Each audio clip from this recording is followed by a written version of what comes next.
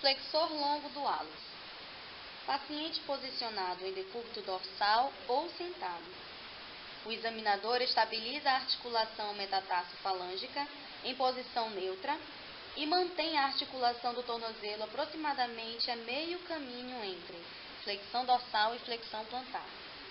Se o flexor curto do hálux for muito forte e o flexor longo do hálux muito fraco, é necessário restringir a tendência da articulação metatarso-falângica a flexionar-se, segurando a falange proximal em leve extensão. Flexor longo dos dedos. Paciente posicionado em decúbito dorsal ou sentado. Na presença de retração do gastrocnêmio, o joelho deve ser flexionado para permitir uma posição neutra do pé. O examinador estabiliza os metatársicos e mantém uma posição neutra do pé e do tornozelo. Flexão das articulações interfalângicas distais do segundo, terceiro, quarto e quinto dedo. O flexor dos dedos é auxiliado pelo quadrado plantar. Extensores longo e curto dos dedos. Paciente posicionado em decúbito dorsal ou sentado. O examinador estabiliza o pé em leve flexão plantar. Extensão de todas as articulações do segundo, terceiro, quarto e quinto dedo. Contra a superfície dorsal dos artelhos na direção da flexão. Extensor longo do hálux. Paciente posicionado em decúbito dorsal ou sentado. O examinador estabiliza o pé em leve flexão plantar. Extensão das articulações metatarso-falângicas e interfalângica do hálux. Fibular anterior. Paciente posicionado em decúbito dorsal ou sentado. O examinador sustenta a perna acima da articulação do tornozelo. Dorsiflexão da articulação do tornozelo com a eversão do pé.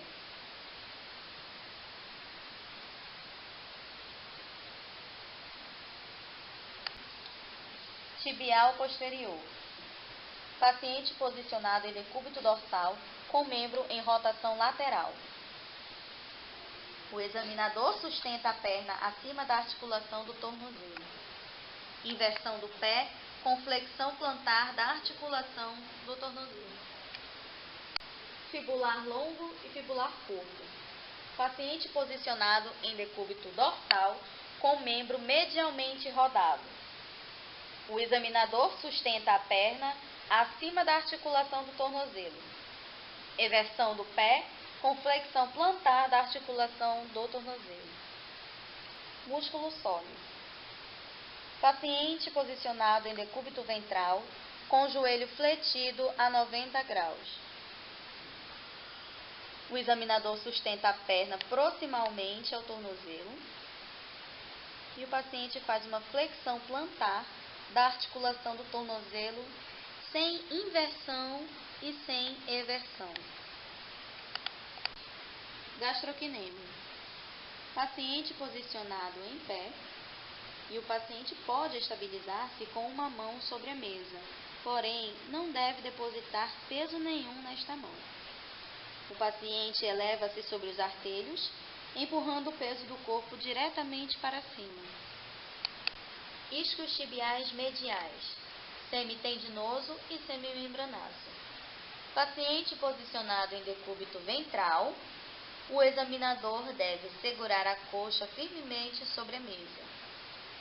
Paciente faz flexão de joelho entre 50 e 70 graus, com a coxa em rotação medial e a perna rodada medialmente sobre a coxa.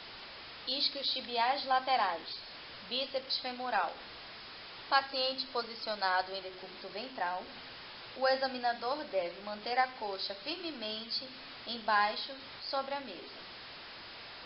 Paciente realiza flexão de joelho entre 50 e 70 graus, com a coxa em leve rotação lateral e a perna em leve rotação lateral sobre a coxa. Músculo popliteo. Paciente sentado com o joelho fletido em ângulo reto e com perna em rotação lateral da tíbia sobre o fêmur. nenhuma fixação é necessária. O paciente realiza rotação medial da tíbia sobre o fêmur. Quadríceps femoral.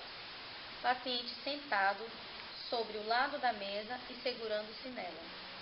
O examinador pode segurar a coxa firmemente para baixo sobre a mesa ou, como o peso do tronco é usualmente suficiente para estabilizar o paciente durante esta prova, o examinador pode colocar sua mão debaixo da parte distal da coxa a fim de acolchoar essa parte contra a pressão da mesa. Extensão da articulação do joelho sem rotação da coxa é o movimento realizado pelo paciente. Ilio-psoas, com ênfase no psoas maior.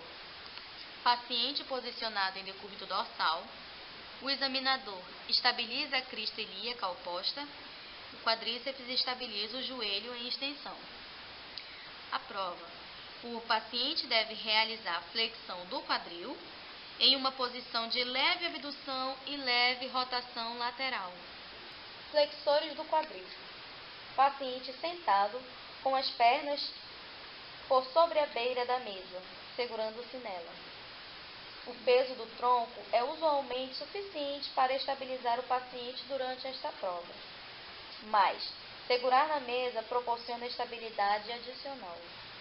Se o tronco for fraco, é melhor o paciente ficar em decúbito dorsal durante a prova. O paciente realiza a flexão do quadril com o joelho fletido, levantando a coxa alguns centímetros da mesa. Tensor da face lata. Paciente posicionado em decúbito dorsal. O paciente pode segurar-se à mesa. A ação do quadríceps é necessária para manter o joelho estendido. Geralmente, nenhuma fixação é necessária pelo examinador. Porém, se houver instabilidade e o paciente tiver dificuldade em manter a pelve firmemente sobre a mesa, então, uma das mãos do examinador deve sustentar a pelve anteriormente no lado oposto. O paciente faz abdução, flexão e rotação medial do quadril com o joelho estendido. Rotadores mediais da articulação do quadril. Paciente sentado na mesa com os joelhos dobrados pela beira da mesa. Fixação. O peso do tronco estabiliza o paciente durante esta prova. Estabilização também é fornecida sob a forma de contrapressão. Prova. Rotação medial da coxa com a perna na posição de complemento do arco de movimentação para fora. Rotadores laterais da articulação do quadril. Paciente sentado na mesa com os joelhos dobrados pela borda da mesa, segurando nela. Fixação. O peso do tronco estabiliza o paciente durante esta prova. A estabilização também é fornecida sob a forma de contrapressão. Prova. Rotação lateral da coxa com as pernas na posição para completar o arco de movimento para dentro. Glúteo mínimo. Paciente, decúbito lateral. Fixação. O examinador estabiliza a pelve. Prova. Abdução do quadril em uma posição neutra entre a flexão e extensão e neutra no que concerne a rotação. Glúteo médio. Paciente, decúbito lateral com a perna de baixo fletida no quadril e joelho e pelve levemente rodada para a frente para colocar o glúteo médio em posição antigravitária. Fixação. Os músculos do tronco e a fixação pelo examinador estabilizam a pelve. Prova. Abdução do quadril com leve extensão e leve rotação externa. O joelho é mantido em extensão. Sartória. Paciente. Decúbito dorsal. Fixação. Nenhuma necessária por parte do examinador. O paciente segura-se na maca. Prova. Rotação lateral, abdução e flexão da coxa com flexão de joelho. Glúteo máximo. Paciente. Decúbito ventral com o joelho fletido a 90 graus ou mais. Fixação. Posteriormente sobre a coxa. Prova.